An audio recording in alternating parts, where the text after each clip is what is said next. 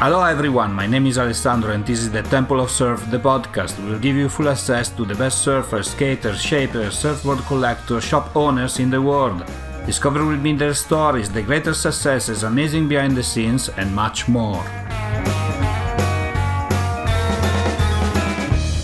Aloha! Welcome to the second episode of our podcast. Today we want to discover with you more about Italian surfer and Italian surf culture. Our first guest is Leonardo Franceschini, voice behind Tuttologic Surf Podcast, the only Italian podcast that addresses a growing Italian community. We spoke with him about surf culture and much more. Mahalo!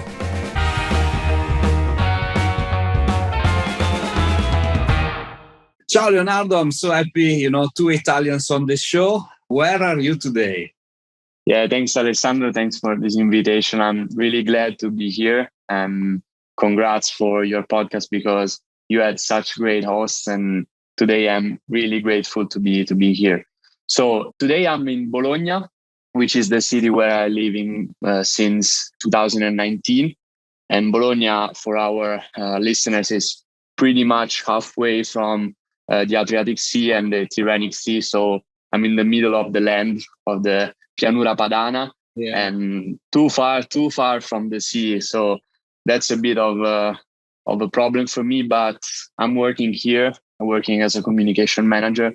So I'm currently here to make some good work and trying to decide where to go on the next job, maybe on the sea or on the ocean, better. That would be nice, and what I know of Bologna is Torrone, Torre, and... No, Bologna is a good city to live in if you're not a surfer, because if you're a surfer, it's pretty bad. Even if I can arrive in Versilia, which is like a place where we got a lot of swell compared to the Italian standards. So we can surf in the winter, like 2 days a week, maybe, if you did an average. And during summertime is bad everything. So you can forget about surfing in Italy during summertime. So you wish, or you're dreaming about where you're going, like in August for 2 weeks or 3 weeks if you're lucky. So yeah, Bologna is a good city. It's small. I'm from Rome, so I'm used to a noisy city with a lot of crowd, traffic jams. And I lived in Milan too, which is similar to Rome for some reasons. But Bologna, it's good for now. I'm okay with the situation, but I think that in the future I will move to some other places, maybe close to the sea. Definitely. So today we're going to talk about many things. Your podcast, so the only Italian podcast about surf, right? And yeah, that's true. Surf and many other things. But the first question that I have for you is, in your opinion, what is the most important thing in surfing? That's a difficult question, but I think I will give you an unpopular answer because, we are used to be a lot politically correct in this period of time, in this age. But I think that for me, the best thing in surfing is improving.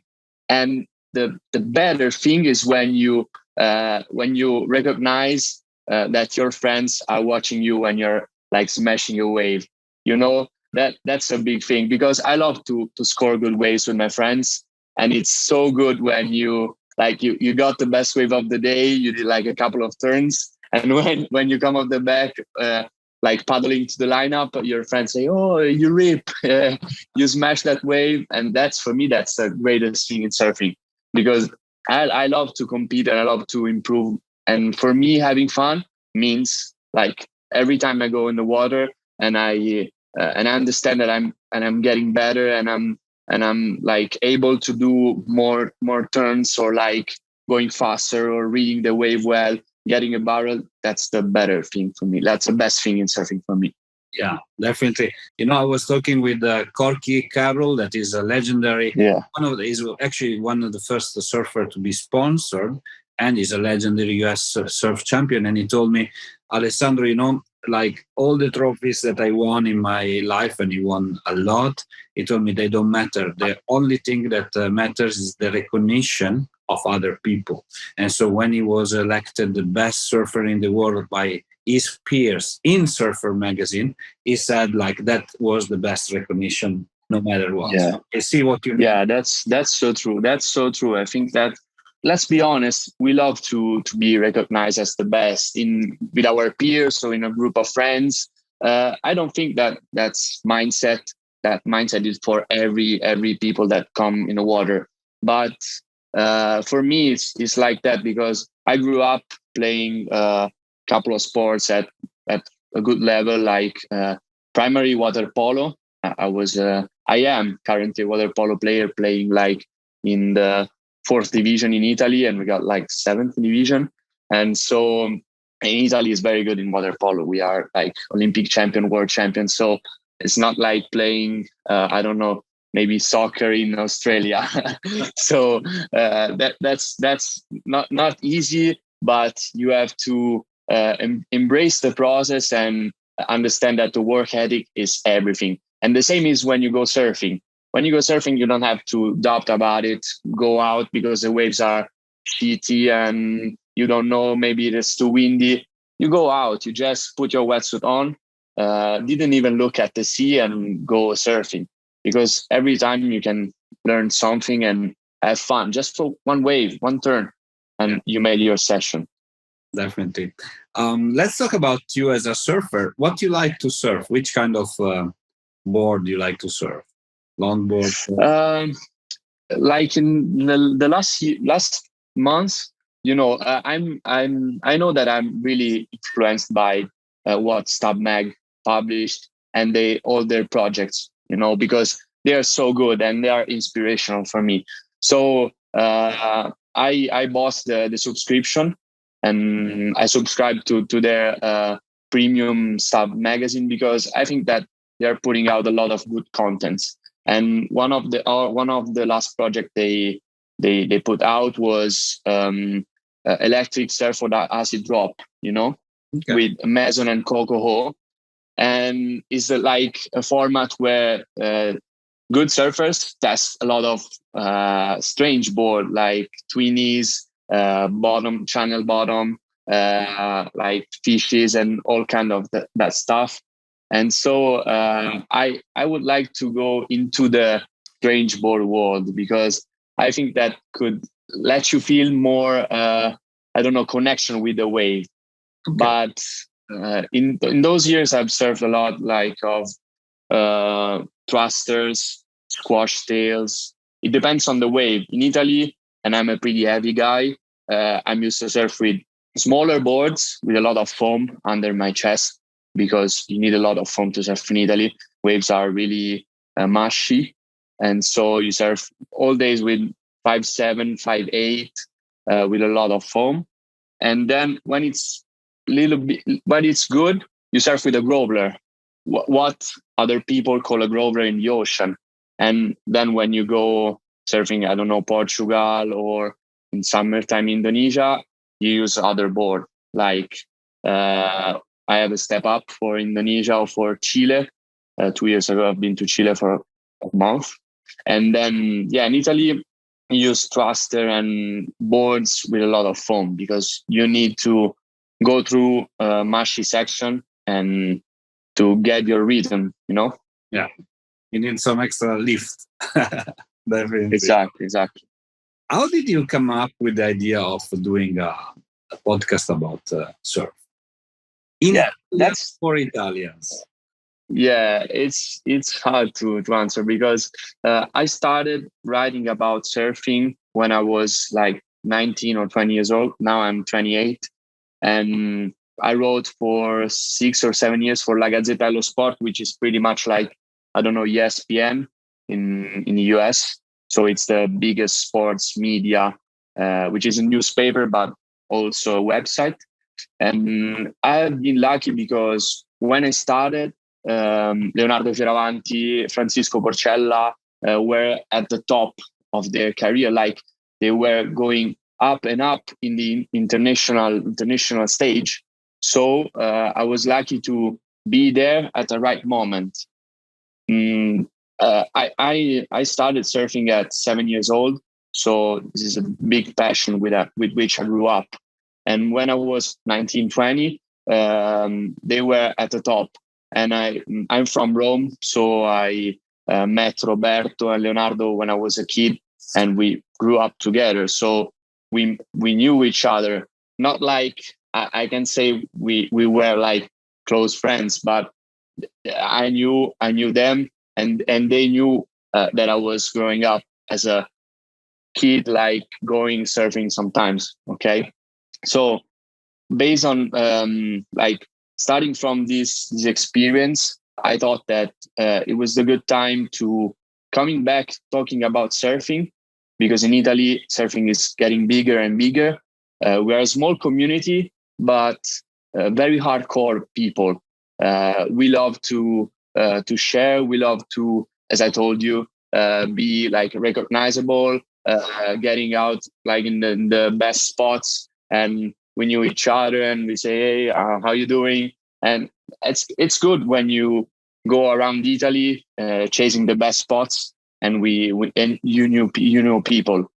So when I thought about a podcast, I was with a friend, and we started a podcast talking about culture and I don't know, other stuff, like everything that matters to us was in that podcast. Then another friend of mine, which is Tommaso Pardini, an Italian surf photographer, good photographer, and that worked with a lot of good surfer, told me, Leo, we have to do that. Let's start this podcast, because right now is the moment, and you can see other surf media in Italy which are used to do good content. There are a couple, they are good. They did a lot for the Italian surfing culture, but now, I don't know, maybe they're tired of do that, or they are like a little bit lazy, because, you know, they are there from like since 10 years ago, 15 years ago. So I don't know what up with them. And we thought about do that, and we started with three big names, Francisco Porella, Roberto D'Amico, and Nardo Fioravanti, and they were enthusiastic about that project. They told us, go on, keep pushing, because we need like not only a podcast, but a surf media like what you are doing. And so the podcast like exploded into our hands, and we didn't expect that success. And now in September, we are about to go out with a website, another couple of stuff, good stuff that I hope will make our listeners and our readers happy about what we are doing. It's very interesting, because the culture, the surf culture, but the surf Italian culture, it's a very powerful thing, and we have, we don't have like the best wave of the world, right? But Bo Young, that is the son of Nat Young, and he was also part of the podcast. He surfed quite a lot in the south of Italy. And he told me, Alessandro, like I was surfing. At that time, it was sponsored by Bear Surfboard, that actually is owned by Italians, right? And and he was sponsor, and he was at that time he's a longboard champion. Still, he was a world longboard champion. And he told me, like, Alessandro, the best thing, I was surfing and eating a lot. You have the best food, and so it's the best experience. It's not surf; it's just the total experience that Italy can offer. And the surf community is very strong and is growing. And if you go around, you see people talking about surfing, people starting to be interested about this world that of course it's very far if you live in a city like mine or yours with the sea. But actually, if you come from Rome, you have the sea closer than me. Yeah, but I told you that I play water polo, and in my team there are two guys that started surfing 2 years ago or 3 years ago, and when I got into the team, they knew I was a surfer, and they started to asking me a lot of things, and I talk to them and say, okay, guys, let's go. I will tell you what I know about surfing, and most of all, the most important thing in Italy is be aware about the spots and the conditions.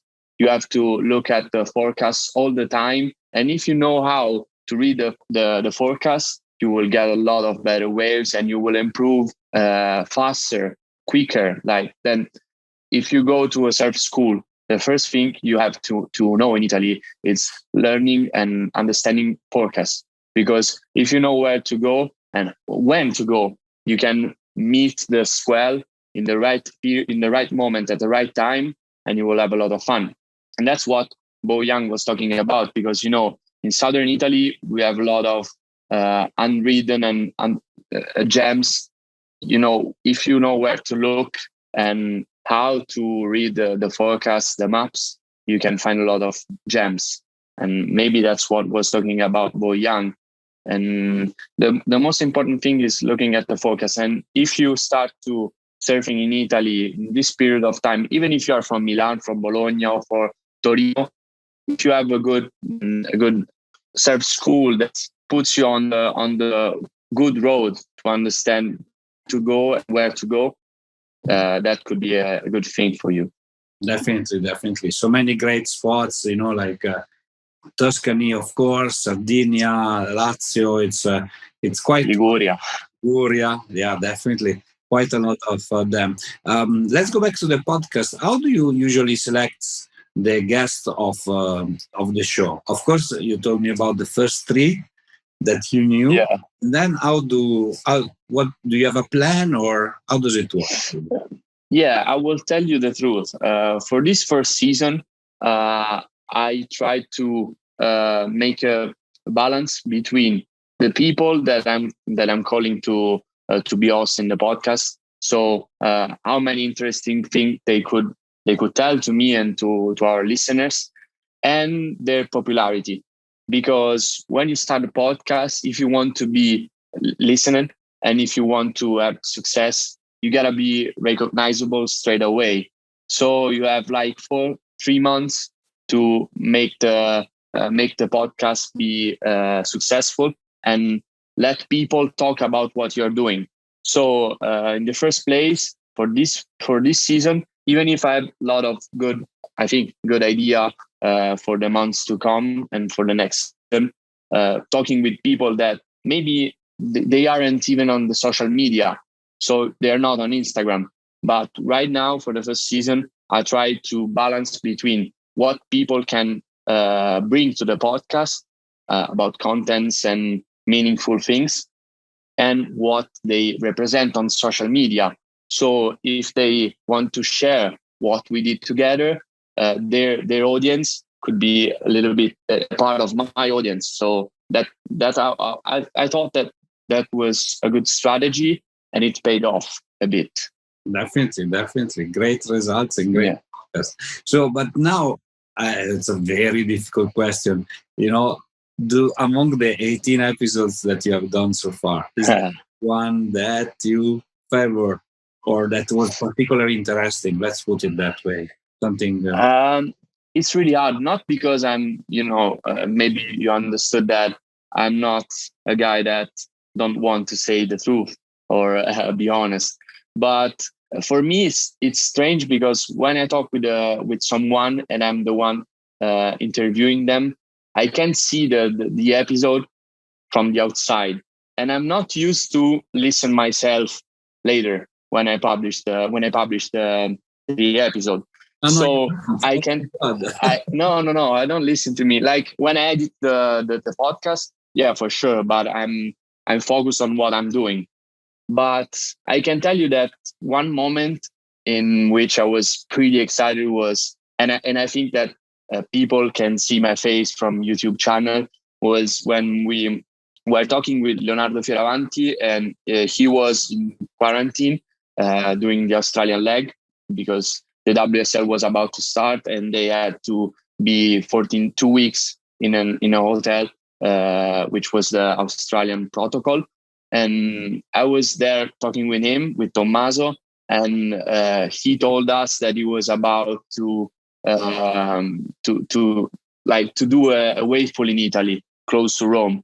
Yes. And nobody really knew about that. So he was giving us a big news with the record on. And so I was like, okay, tomorrow we're gonna have a lot of noise and a lot of beef on the social media. So that was a really good moment to start the podcast.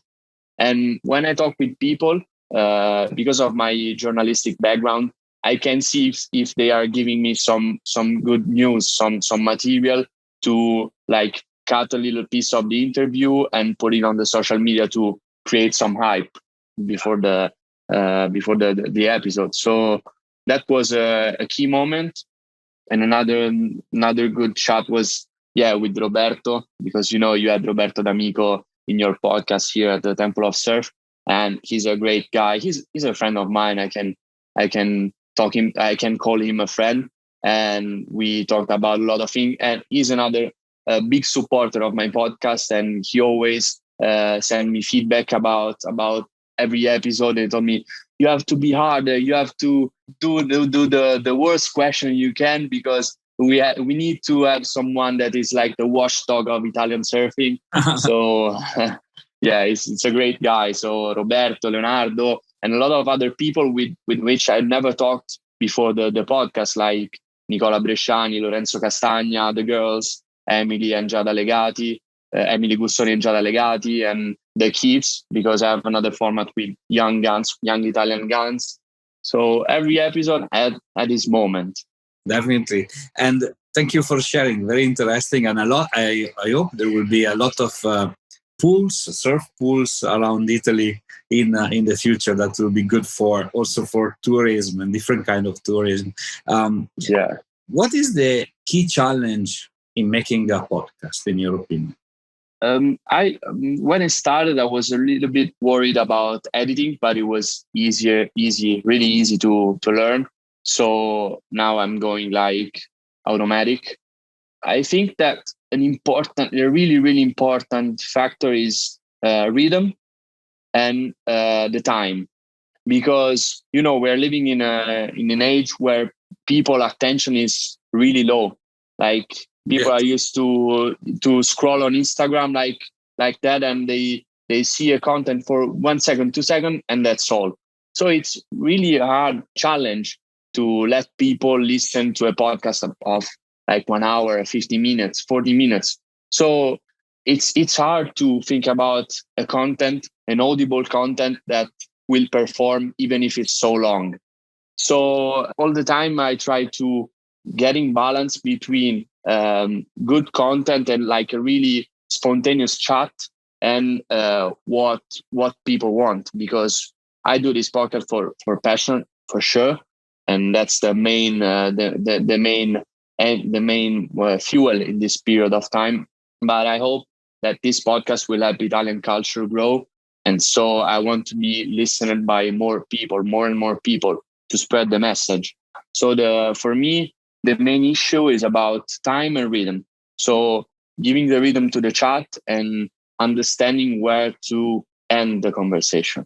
You said about increasing, giving your input on the surf culture, and I was thinking about, is this your final objective of the podcast? What you want to achieve?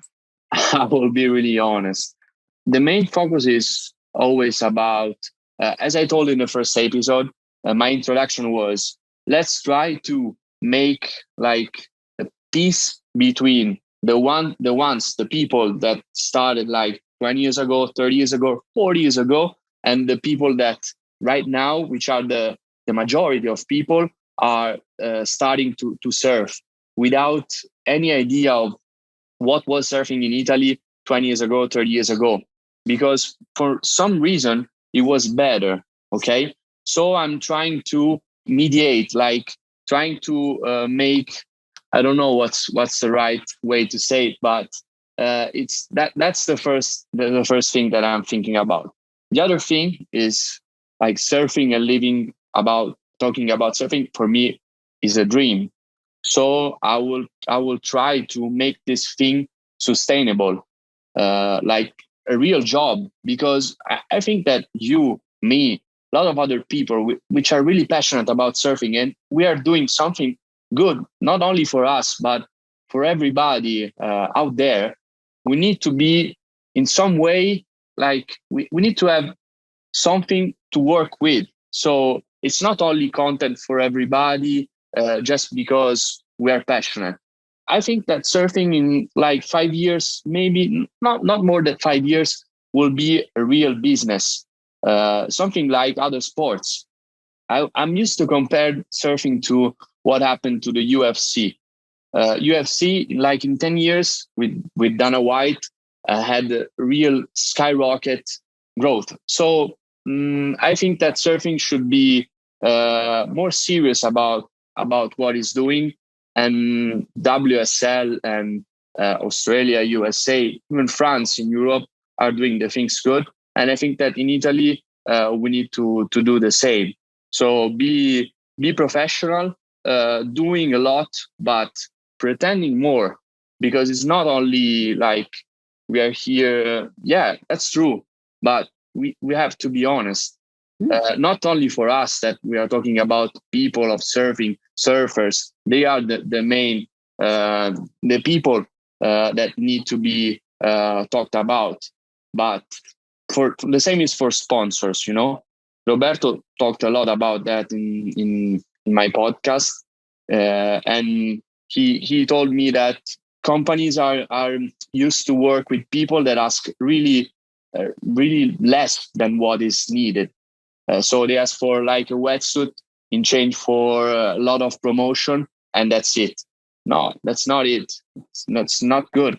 So we need to be more professional, because sometimes when we focus on the goal, we do great things. Yeah, I totally agree with you. And if you think about the industry in Italy, now, we have some brands that are owned by Italians. We spoke before, Bear.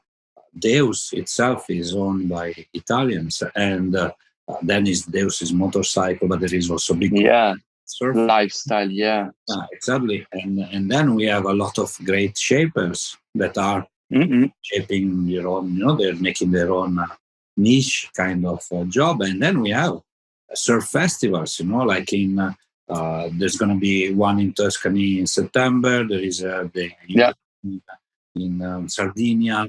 And the one in Santa Severa, the Italian Surf Expo. The surf schools. So there is a lot of surf schools. Well, surf pools in the future, and so there is a lot of people that are making already this a business in Italy.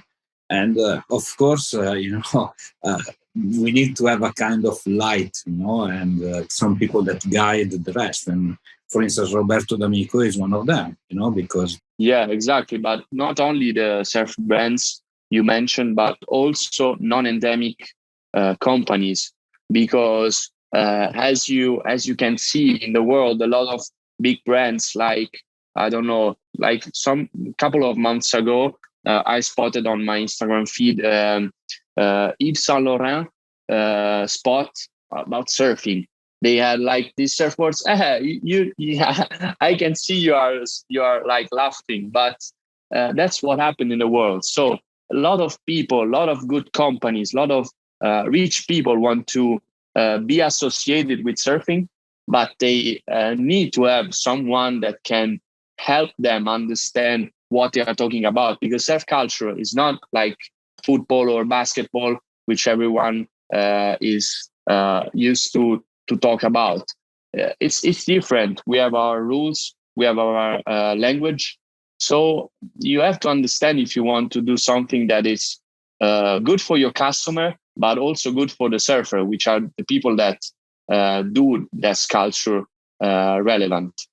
Yeah, it's a very long and very dangerous topic, because if you think like the basketball shoes, they were used as basketball shoes, right? And now they become like an object of collectors, and some of them, they are super expensive and they're just basketball shoes, right?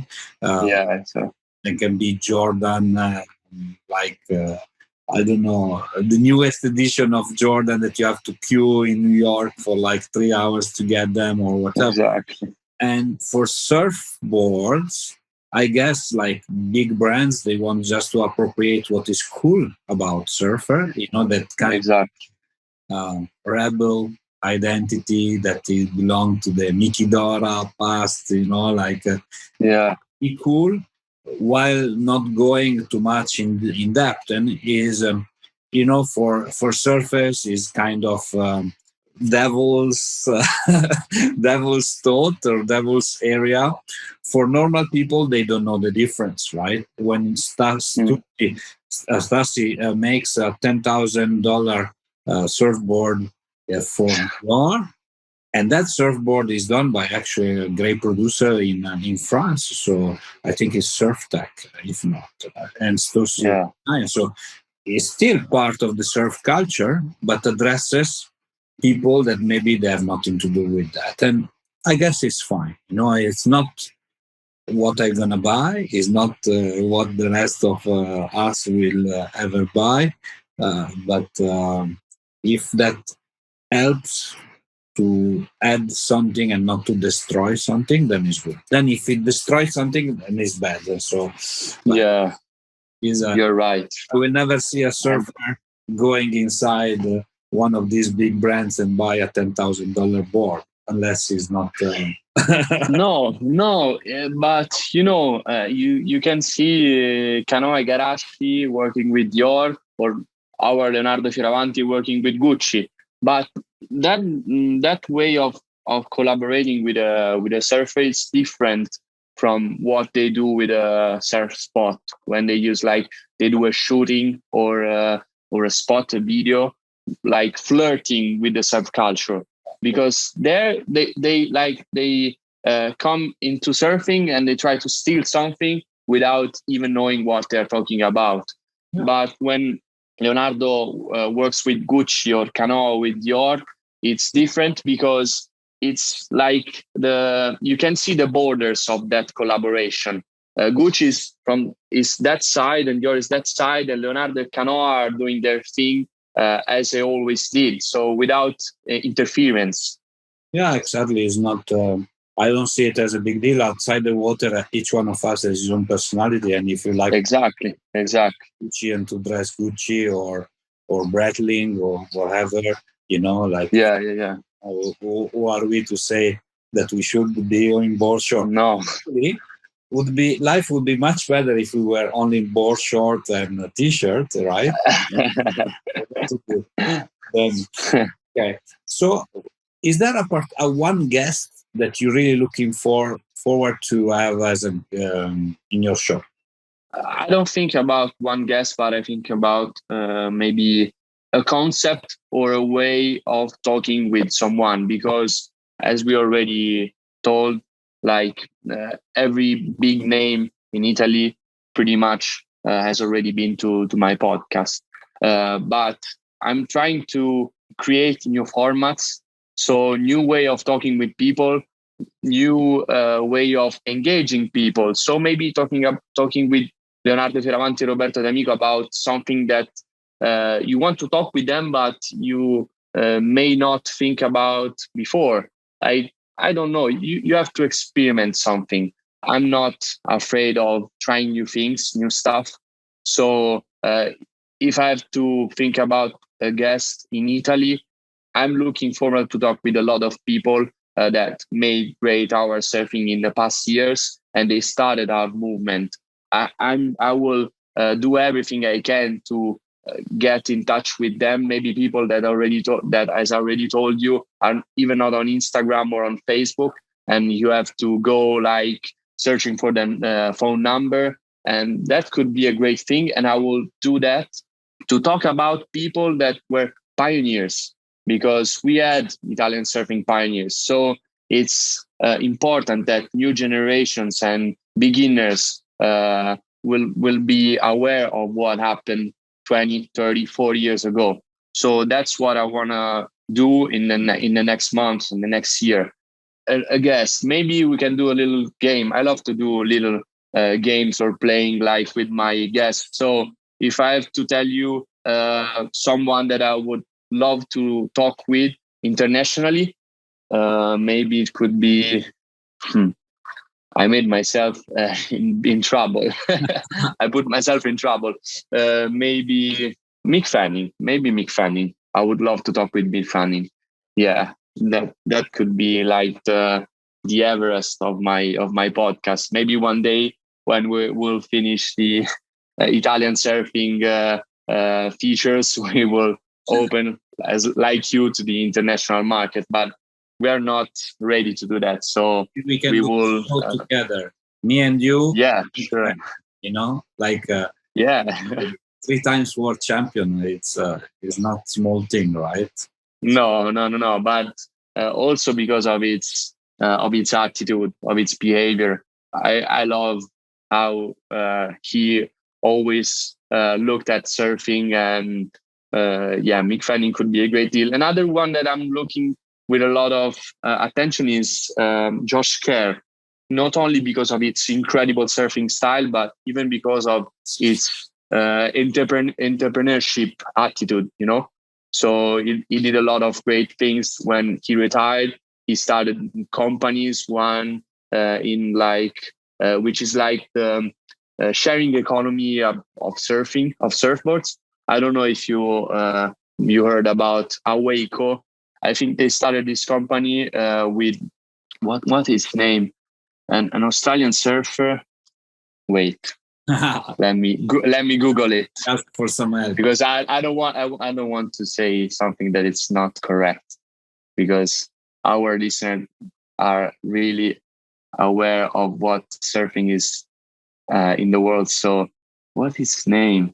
So Aweiko is that company that is like you can go everywhere and you can rent a board, good boards. They are in collaboration with great shapers, and you can do like a subscription model monthly or annually, and you can go wherever you want in the world, best places in the world. And a lot of big, great surf shops have a partnership with Aweiko. So you go there and they have a rack full of great surfboards, and you can try that surfboard. And the day after, you can get another surfboard. So it's really interesting, and I don't know how they are going. So that's what I'm. They are hiring people. So I think, or maybe they sold the company. I don't know, but there were a lot of big names in the Australian surfing world. Well, cool. A lot of projects in front of you. Yeah. And definitely, like a big opportunities in Italian made podcast.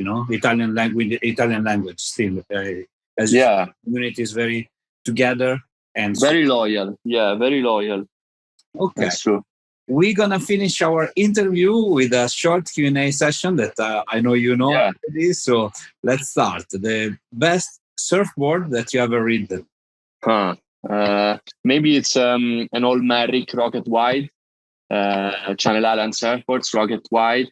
I had one for the last 3 years, which is pretty dinged and smashed in all like in the nose, in the tail. So I ordered another one in February, a custom one with belly bottom channels, but it's coming Rome in like September. So they made 8 months to do a surfboard in Europe. Right now the situation is pretty bad. Really bad. Like they cannot match the demand of surfboards. Same in US. You have to wait even more. A great shaper to shape. Who's your favorite shaper? I had one DHD, Darren Handley, which was pretty good, but it broke in 2 pieces. Like it was cut in 2 pieces when I was in southern Sumatra in Krui, and I took off too deep on a wave and getting to the bottom of the wave, like airdropping, and boom, smashed in 2 pieces. So that board was pretty sick. I can say or DHT or Almeric Channel Island surfboards. Personal question: your favorite song? My favorite song? Wow, That's really hard because I listen to a lot of hip hop music, internet American hip hop, and also a little bit of UK hip hop and Italian. So my favorite song, I can think about a video edit we made with a friend of mine when we went to Chile, and there was a song that was, what's the name, 6 Feet. I think that really pumped me up. So I'll tell you live. You have a lot of technological support, huh? Yeah, for sure. First steps. No, it's that one. Go fuck yourself, 2 feet. So 2 feet is the group, and Go Fuck Yourself is the name of the song. Yeah, that really pumped me up. Your favorite surf spot in Italy? I would say for sure Banzai, which is the spot in Santa Marinella, a little place on the coast north of Rome, like 40 to 50 kilometers north of Rome. And Banzai is pretty much the Italian Trestles, the place where you can learn how to surf a proper wave, doing turns and reading the wave, understanding where to go to do like the maneuver, where to pump on the wave and gaining speed. So yeah, Banzai is right-hander, and so it's for sure my favorite wave in Italy. The issue right now is with the crowd, but if you know people there, you can surf and get your waves. But the line to the top of the peak is really long. Yeah, definitely. Who's your favorite surfer? My favorite surfer, yeah, another unpopular answer is I love the raw approach of Ziki Lau. So Ziki Lau from Hawaii, it's one of my favorite surfer because it's so powerful. It's a big guy like me and really heavy with a raw and powerful approach. So him and also Michel Bouret a bit, they are the surfer to forward and say, okay, I will try to do that thing, big carbs, a lot of water, and that's it. Fantastic, amazing answer. The last question, I'm talking about relationship advice from an Italian surfer. Relationship advice from me. About what? Girls or? Relationship is a wide topic, it can be girls, it can be friends. Relationship. No, I will talk about my family because I'm really a good family guy. I grew up with in Italy, we used to say the Mulino Bianco family, which Mulino Bianco is a brand, is a branch brand of Barilla, which everyone knows in the world. And Mulino Bianco is like for Barilla for candies, biscuits. So they used to do a spot where there was a family in a mulino. I don't know what, a windmill. No, how do you say mulino? You put me. Yeah, in a farm, and they are so like happy, and it looks like they are fake, no? But no, really, I'm really close to my parents and my brothers. So even if I live like 4 hours from home, I'm really close to them, and they support me in every decision. So even if I'm growing up with my friends, with my girlfriend, doing my stuff, I'm always happy to have like communication with them and getting advice from my father, and that's the main thing for me about relationship. Having friends, and I have a lot of friends, and sports is a big link to get new friends and being part of a group, because when you are in a team, like in water polo, when I came to Bologna, I was really lonely. But when I started playing water polo with Prainantes Bologna, they were my new family, and they opened the city to me, and they like to getting me around and say, oh, you have to go there having dinner. So yeah, friends and family, that's a big thing about relationships. Definitely. So thanks a lot for being on the show with me today. I look forward to talk to you very soon and to hear more about the adventures of surf culture in Italy. It's so important. Thank you, Alessandro. Thank you for the job that you're doing for all Italians like me abroad, listening to you. Thank you, Alessandro. That's good. Grazie mille and see you soon. Grazie. Grazie, Alessandro.